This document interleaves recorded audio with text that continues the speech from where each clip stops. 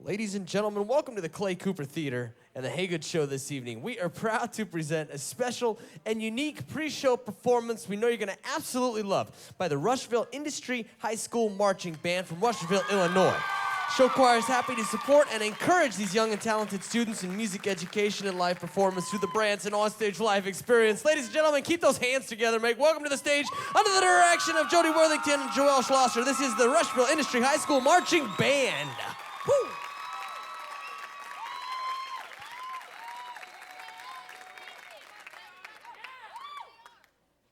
My name is Barry Gordy. In 1959, I hung up my boxing gloves. I had $800 in my pocket, a loan from my family, and I had a desire to own a recording studio. I took my money and bought a house at 2648 West Grand Boulevard in Detroit, auto capital of the world. This little bungalow sandwiched between a funeral home and a beauty shop was where my dream began. I put together a talented house band who called themselves the Funk Brothers. Now, what I needed and what I wanted, what I got, was my first big hit, money.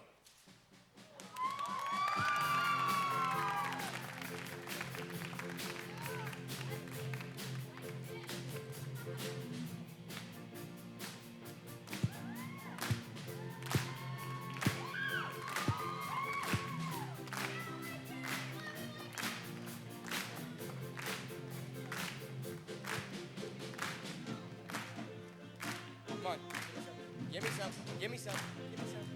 There we go. Come on, give me one, Yo, come on.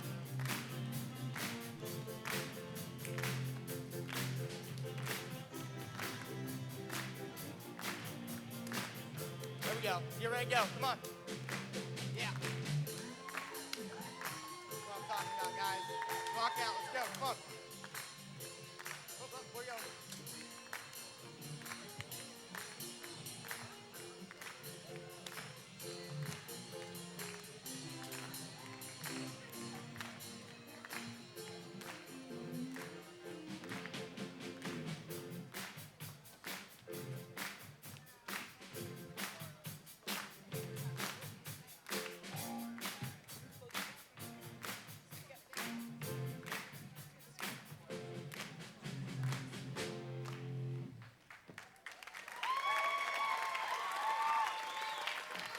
With all this money, I was able to run my recording studio like one of the Detroit automobile plants I had worked in. I turned my kitchen into a control room, my garage a 2-track studio, my living room was the bookkeeping office, and the sales department, it was in the dining room. Just like Detroit's auto factories, I had assembly line efficiency. Detroit Motor City, USA became the home of Motown USA. In 1961, Bill Robinson and I collaborated our talents. I played piano, and he and his singing group, The Miracles, were on vocals. Our song finished #2 on the pop charts to Chubby Checkers, The Twist. My mama told me pretty girls come a dime a dozen. I better shop around.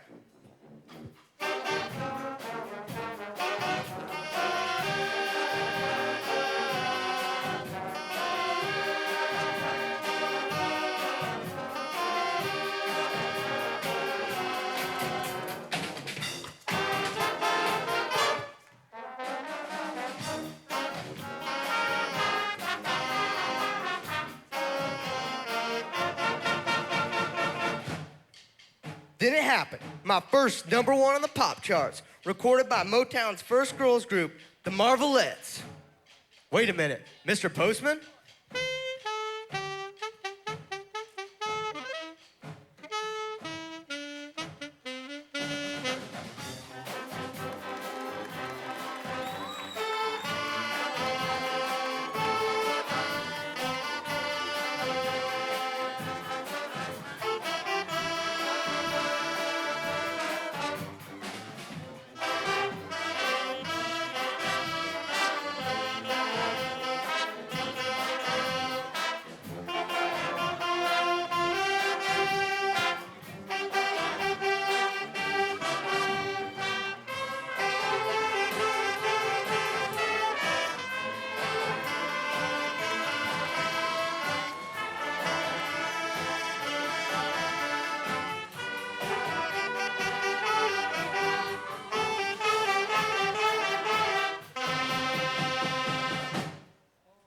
word was out. Poor working class artists in Detroit were flocking to my Studio A, where the African American influence of church music, passionate singing, call and response, and jazz rhythms were giving rise to pop music. This was the new sound of young America. This was Motown. In January of 1964, Mary Wells left half a frozen bucket of spick and span on a cold linoleum floor in a Detroit hotel and chased her dreams right to my front doorstep. With a little advice from Smokey, she crooned her first and only #1 hit. Nothing could tear her away from her guy.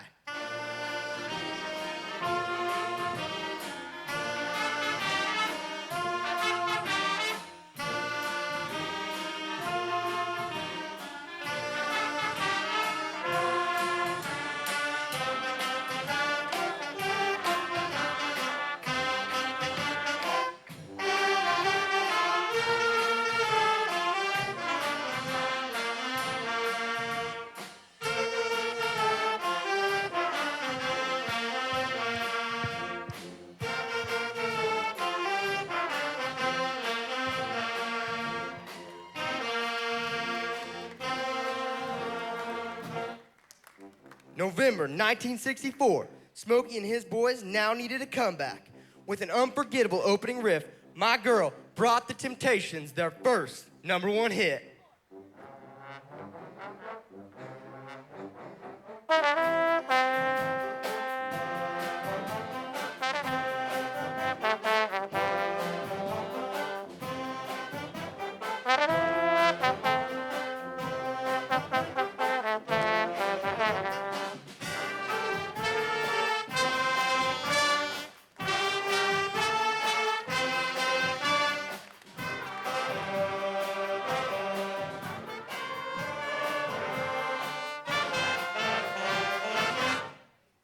By the mid-1960s, my music was being played on white radio stations and could be found on record shelves throughout the country.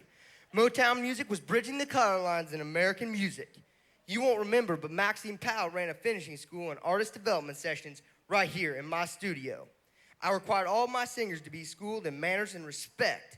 Out of this schooling came 3 beautiful women clad in glitzy fashion, gowns, high heels, and wigs. They were a picture of femininity. Taking Motown by storm with their sweet lyrics and well-rehearsed choreography, they were Diana Ross and the Supremes.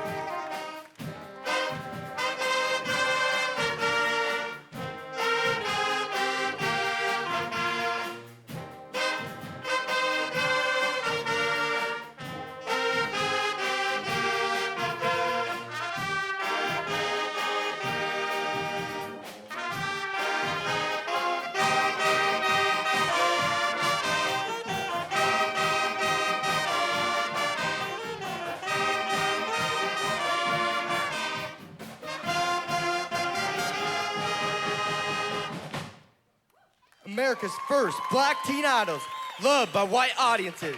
They are the Jackson 5.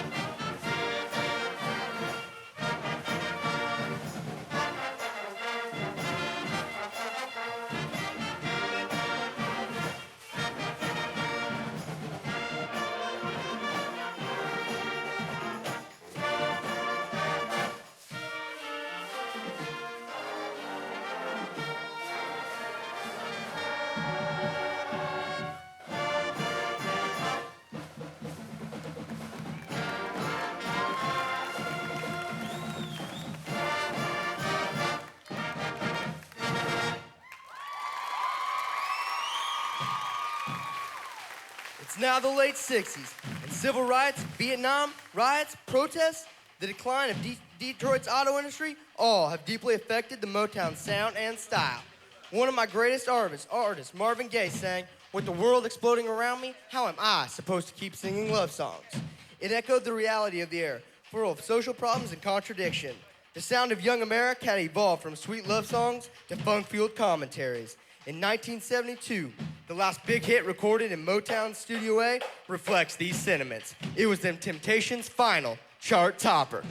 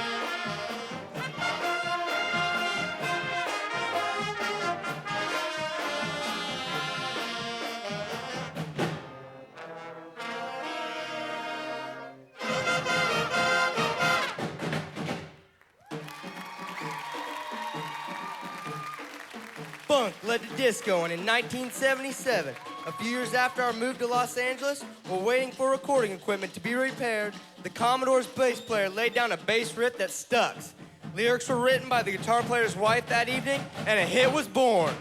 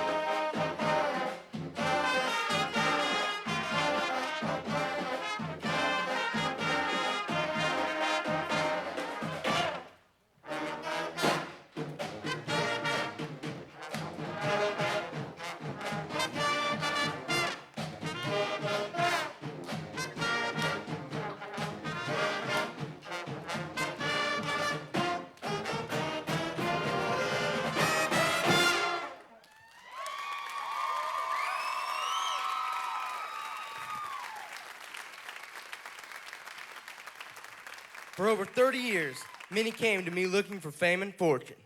Many found it. Many could not handle it. They may be gone, but their music plays on. Long live Motown.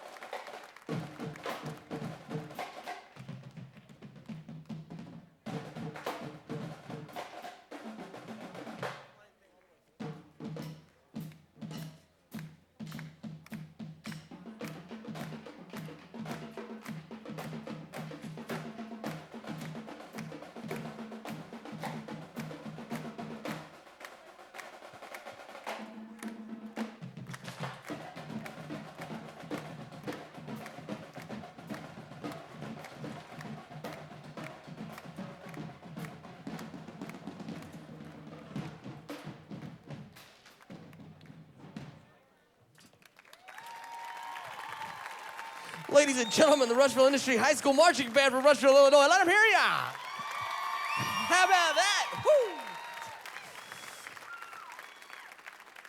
Sit tight, folks. We're going to switch the stage over, and you'll be hearing from the choir in just about 2 minutes.